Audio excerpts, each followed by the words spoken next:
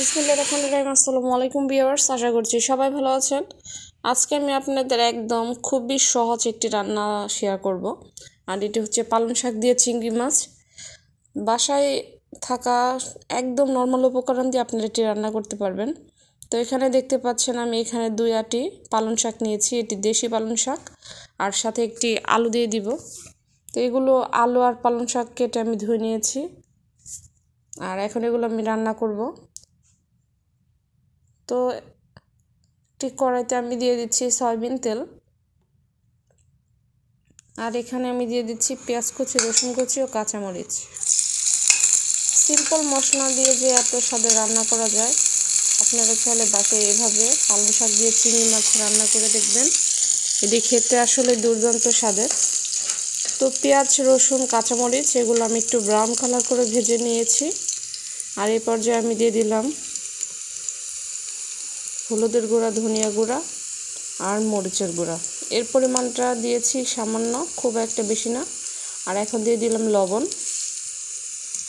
এগুলোর পরিমাণটা আমি সামান্য পরিমাণই দিয়েছি, যেহেতু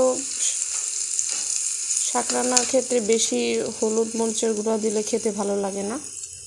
তো মশলাগুলো কষিয়ে নেওয়ার পর এখন আমি চিংড়ি মাছ দিয়ে দিচ্ছি।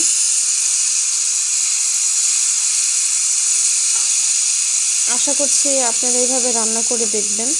আসলে এটা চাইলে শুধু ফ্যামিলি না, ব্যাচেলার যারা বাইরে প্রবাসে থাকেন তারা এভাবে পালং শাক দিয়ে চিংড়ি মাছ রান্না করতে পারেন। একদম সহজ উপায়ে সহজ রান্না বলা যায় যেটাকে। তো চিংড়ি মাছ কষানোর পর এখানে আমি কেটে রাখা আলু ও পালং শাক দিয়ে দিচ্ছি।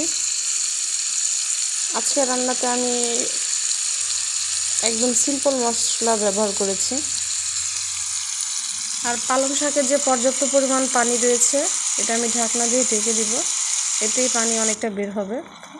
দেখতেই পাচ্ছেন কী পরিমাণ পানি বের হয়েছে, কারণ পালং শাক রান্নার ক্ষেত্রে আমি এক্সট্রা কোনো পানি ব্যবহার করি না, কারণ শাক ধোয়ার সাথে যে পানিটা থাকে ওটা ভাপ দেওয়ার পরে ওইটা আরও পানিটা বের হয়।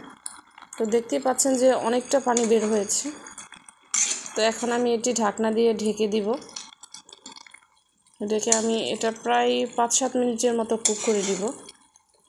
আর পালং শাকটা যেন অবশ্যই সবুজ সবুজ কালার থাকে, এটাও খেয়াল রাখবেন, কারণ শাক বেশি সিদ্ধ করলে খেতে এটা ভালো লাগে না। তো এই পর্যায়ে এখন আমি এটি ঢাকনা দিয়ে ঢেকে দিব প্রায় 5-7 মিনিটের জন্য।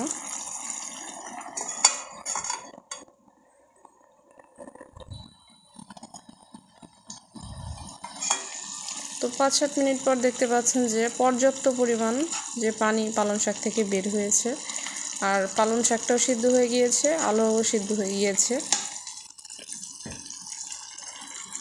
আর এখন এই পর্যায়ে আমি এখানে শুধু দিয়ে দিচ্ছি ভেজে রাখা জিরের গুঁড়া, এটা এর স্বাদটা আরও দ্বিগুণ বাড়িয়ে দিবে। তো আমার রান্না এখন মোটামুটি কমপ্লিট, আর 1-2 মিনিটের মতো আমি জাল করে নিব। আপনারা চাইলে বাসায় এইভাবে পালং শাক দিয়ে চিংড়ি মাছ রান্না করে দেখতে পারেন। তো আমার রান্না এখন একেবারেই কমপ্লিট। তো আশা করছি আমার এই পালং শাক দিয়ে চিংড়ি মাছের রান্নাটি আপনাদের ভালো লাগবে। এটি গরম ভাতের সাথে খেতে খুবই অসাধারণ। তো আশা করছি আমার এই রান্নাটি আপনারা বাসায় ট্রাই করে দেখবেন, আর কেমন হলো অবশ্যই আমাকে কমেন্টস করে জানাবেন। পালং শাক দিয়ে চিংড়ি মাছ